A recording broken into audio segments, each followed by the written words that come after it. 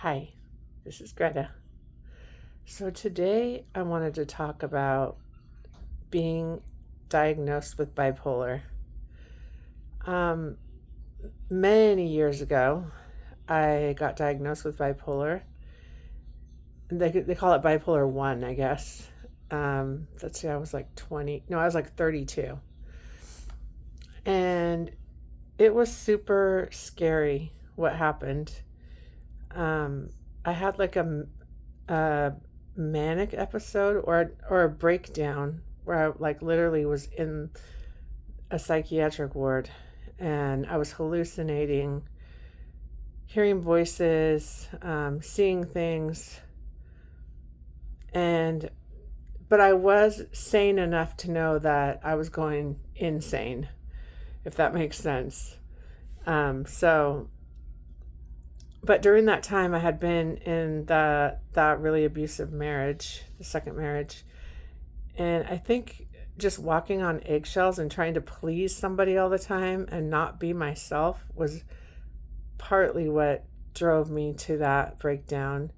And the other part was things going on with my kids and taking pain pills at a really high rate, a lot of them daily. So, anyways, so through the years, I have, like when I got sober, I really thought, like, gosh, I don't know if I believe that diagnosis because I think it was the drugs that, and the relationship and all the things going on that was causing, what that caused that to happen. So I would like get off my medication. And oh, another thing I'm really grateful for is that they put me on Depakote right away, and it's like one of the oldest medications, I guess, that they found for bipolar, and it worked for me. I'm really, really grateful and very lucky. But since I fought the diagnosis so much, because I felt really ashamed of it. I felt like, um, I don't know why I felt that way, but I felt like my family and other people were like, "Oh God, she's bipolar. That's why she is the way she is." Because I've always been like sort of like a free spirit, or just happy go lucky and hyper and you know, um, and I feel like people felt like that was part of being bipolar because there was another side of me that would be, you know, extremely depressed. But I always try to push through the depression. I didn't try to sit there and just wallow in it, but there was sometimes like I literally could not get out of the funk that I was in. It was really deep. It was deep, deep, deep where, you know, like especially when I got clean and sober, I would pray and fast and speak scripture over myself and speak good things and positive things, and it would still just linger. It was like this dark cloud over me that just would not lift. But so when I got diagnosed at 32, there was certain years that I would not be on the medication, and then I would go back into that funk. So I would get back on medication, and I'd go back and forth, and think, well, God, isn't me. I don't need this. I'm fine. I'm healed. God set me free.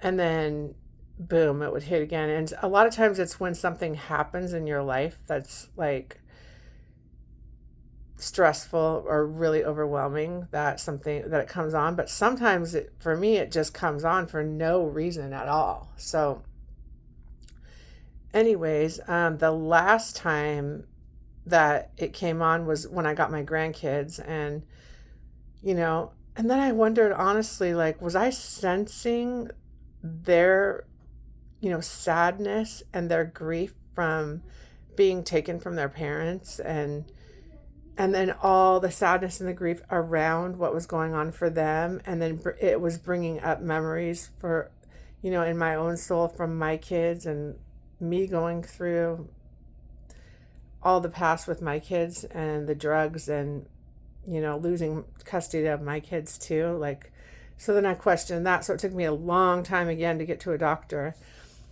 to explain what was going on. So I finally got back to the doctor, and told them what was going on, and I said, they're like, they have you fill out this chart asking, how you feel and what your feelings are, and if you want to like commit suicide. And I was like, oh no, like I've never wanted to commit suicide. I just don't want to live. But they looked at me like shocked, and I thought that was funny because I've always felt like that. Like when I get really depressed, it's not that I want to kill myself. I just don't want to live anymore. I'm like, oh, this sucks. So, anyways, I got back on Depakote, and within 2 weeks, I was better. But this time, here's what changed. This time, I got this really bad headache. So, on top of being pretty depressed, I mean, almost severely depressed, like not wanting to do anything, no motivation, just uh, I had this headache for 2 weeks, really bad. Like it was almost bad enough to where I just didn't want to take that pill. But I knew I had to because I had to be there for my grandkids. I had to get up and, function. So, anyways, yeah, the kid, this time I decided I better stay on this medication. Like they have found something that works for me. I need to be grateful for that reason and stay on it. And I don't want that headache back again. I don't want to get off of it just to have to get back on it, even if it's, 5 years down the road or whatever. I just don't want to feel like that again. So sometimes I think what the lesson I learned from that was, I think that pain makes us reevaluate if we want to go back through something again. And pain is not always a bad thing, even physical pain. I mean, it sucked, but it does stay on the top of my memory that, wow, I don't want to go through that again. So, anyways, yeah, that's my story about bipolar. So, all right, I hope you have a good day. Bye.